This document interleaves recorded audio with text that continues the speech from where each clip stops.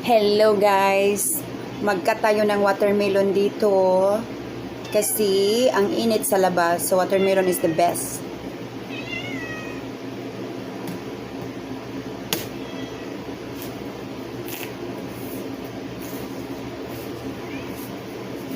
Napaka-juicy nito guys.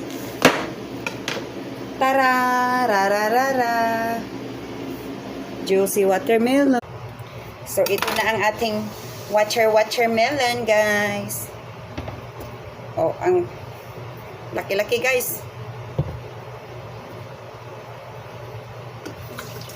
I-cut ko ito siya. So ganito lang yung pag-cut ko ng aking watermelon. Tikman natin. Tikman. Ay naku, nahulog. Tamis.